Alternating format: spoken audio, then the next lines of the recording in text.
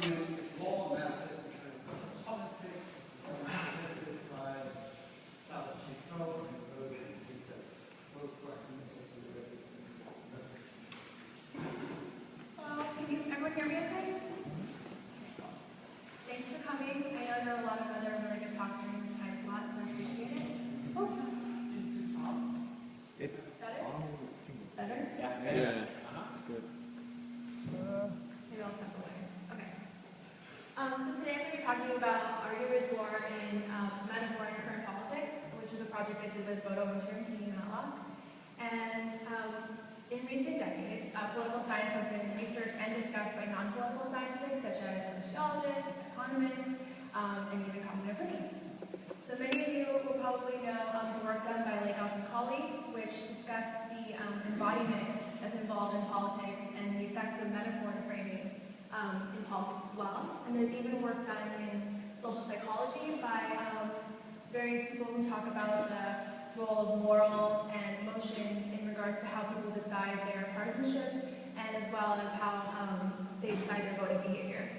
And so today I get to talk about my love for cognitive linguistics as well as my love for political science and marry them together and talk about politics in the context of Arguing is War. So as you can see, there's two men here about to probably get in a fight. And this is an excerpt from the book Metaphors We Live By Lakoff and Johnson, and I think it really embodies what I feel Arguing is War is, which is, even if you have never fought a fist fight in your life, much less a war, but have been arguing from the time you began to talk, you still conceive of arguments and execute them according to the Arguing is War metaphor, because the metaphor is built into the conceptual system of the culture in which you live, and I really want to talk about how it is built into the conceptual system of the American political culture that we live in. This is a picture borrowed from Tini Matlock's paper written last year called Framing Political Messages with Grammar and Metaphors. And it's just a metaphorical representation of what was the Make War, which involved no physical violence. And it reminds us that arguments can actually degenerate back into physical violence. This is current metaphorical depiction, representation of President Obama and candidate Romney in boxing. So we can see how it still relates today. And I don't want to forget the other source domains that are involved in explaining an argument. So Arguing is War, which is the main metaphor I want to talk about, attacked as weak points, as well as Arguing is Journey. We have to set out to prove you worthy. Arguing is building. Your argument's a little shaky, try to make it solid. Lastly, Argument is container. That container has holes in it. So we're going to be talking about these a little bit as well. So an overview of what I hope to be portraying today is 3 studies that we did involving this Arguing is War metaphor, and just kind of the process we went through with that. So the first study is an exploratory study that we did. So we used a database called LexisNexis, which is a database that archives legal cases as well as newspapers from all around the world. And we looked from a year out when the presidential election happened, so November 2011 to March 2012. And those are the search terms that we used, so it's primary election, primaries, and caucus. And we randomly generated 10 articles per month discussing these election issues. And we found, this is the metaphor identification process that we used to identify the metaphors. So our process was to look for metaphors that were involved in these articles, and this is what we found. The first thing that we wanted to see or find is that there is an actual distinction between Arguing is War and election is war.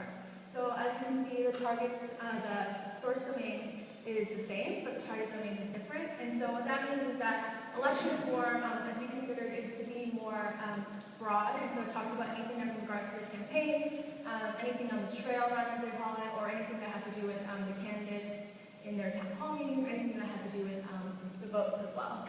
As opposed to Arguing is War, we found these instances in the context of the political debates, so specific to the debate settings that were televised and national.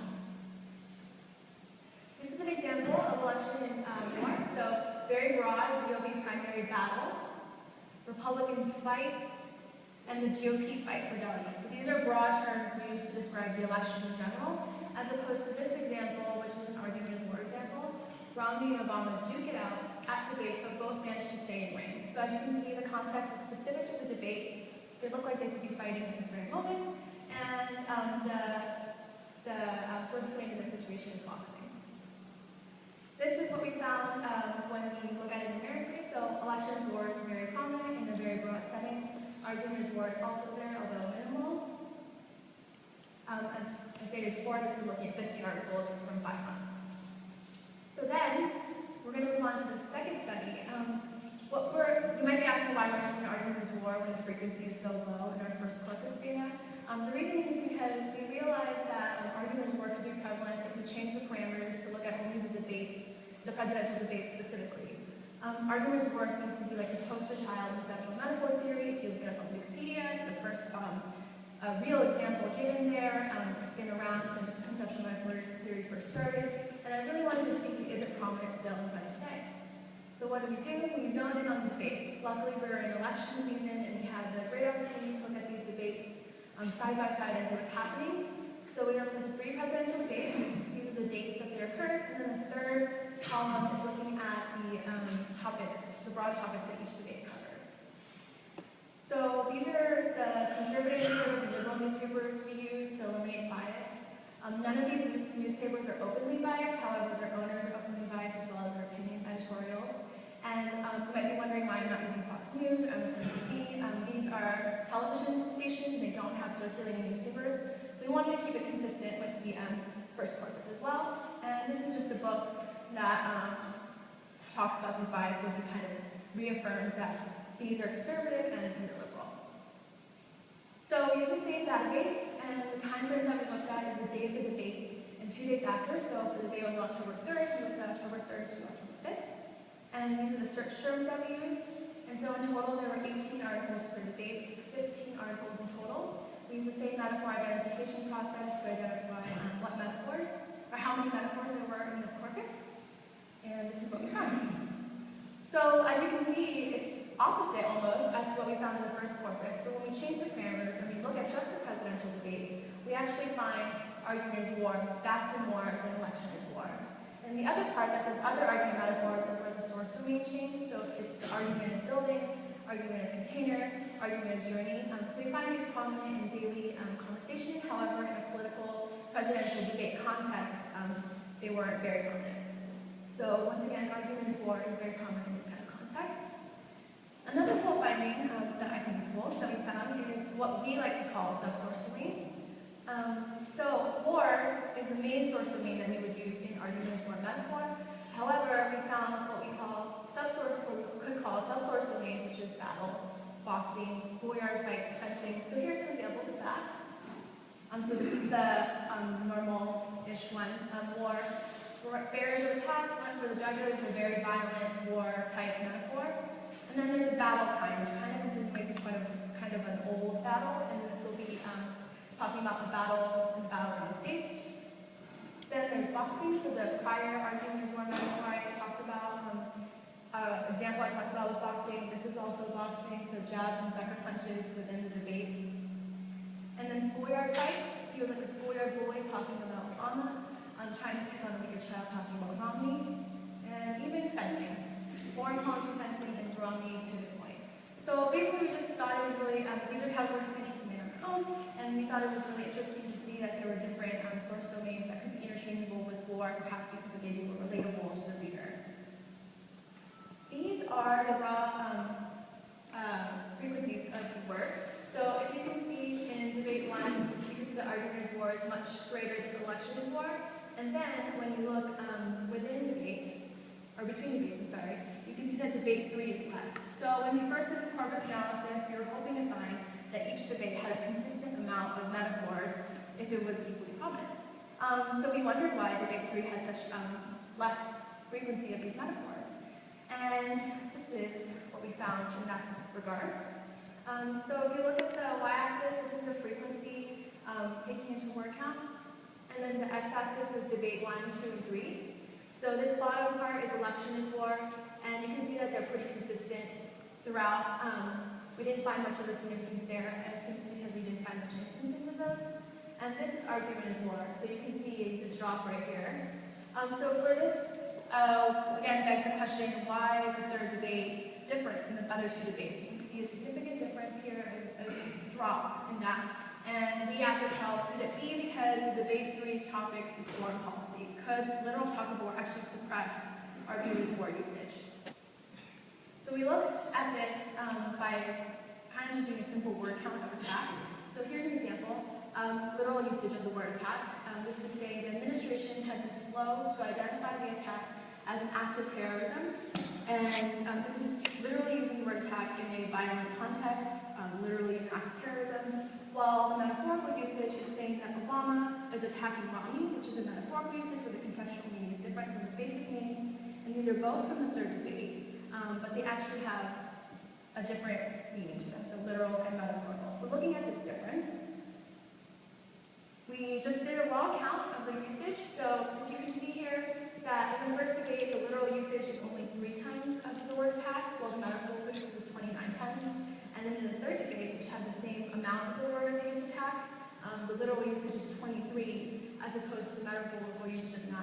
So what we believe to be happening is that in the third debate, it talked about the war in Afghanistan, the civil war in Syria, and even the terrorist attacks in Libya, and all of these things talk about literal talks of war, which could possibly suppress the metaphorical usages of war. So then we move on to the third debate. So that was like the dinner, the meat of my talk, and this is just kind of like dessert. It's a little bit different from what I was talking about, but I find it interesting nonetheless. So this is a start to something a little bit more empirical as opposed to observational stuff that we did. And this is a political scientist called Nathan Calmo, who actually observed a little bit of what violent metaphors can do to the public. He didn't really give a good linguistic account of what he meant by violent metaphors. However, he did try to rate presidential campaign speeches, their range of violence, and then in the this article right here, he went in further and looked at people and their voting behavior and whether their trait of aggression actually correlated with their violence, with their comfort in state violence and their comfortability with violent metaphors. And he found a bit of a partisan difference, so Republicans seem to be having a higher trait of aggression as well as a more comfort level with state violence and violent metaphors. So kind of going off on this, we did a study, a very small pilot study, and so we had 3 conditions. This first one's argument is war, which is very violent, argument is war mildly violent, and no argument is war. So the big difference, the recent debate left the opponents with bloody wounds and gashes. The recent debate left the opponents with scratches and bruises. The recent debate left the opponents with dings and repercussions. So you can see as it kind of gets increasingly violent and less violent here.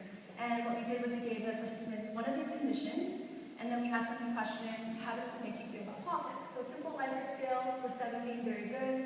At the same time in the survey, we also asked them who they voted for in this past election. There are 450 undergraduate students for this, and this is what we found. So this is a Likert scale, 7 being very good again, and no fight being no argument is war, mildly violent being a mild violence and argument is war, and then violent being very violent. So this is Obama voters, this is Romney voters.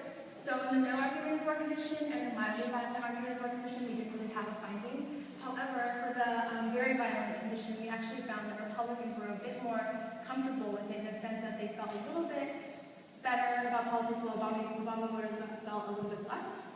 Again, this was very exploratory as well, even for a bureau study, and we wanted to look on this more. So here's the stats for that. Okay, so the summary. Argument with war is very prevalent in politics, especially in the context of debate, so hopefully by looking at the first corpus and the second corpus, you can see that when we talk about it in the presidential debate context, we'll see more of arguments war metaphors, and then at the same time, we'll also see distinction between arguments war and elections war, where the target domains are different. Another finding is that the striking variety of subdomains, subsource domains, so this is kind of a term we kind of coined, and we are hoping to find, we actually find that there are mixed metaphor effect where they're interchangeable in a lot of ways. And there are differences between debates, so the third debate having less amount of metaphors, we attribute to the fact that it talks about the literal war, which could occupy the source domain of war. And lastly, in our third study, we found initial evidence for potential bipartisan differences in understanding arguments more metaphors, and we would continue to look more into that with more concrete studies. So this is a really cool example of a headline, U.S. election 2012, Republican presidential race dead and buried, but the fighting still goes on.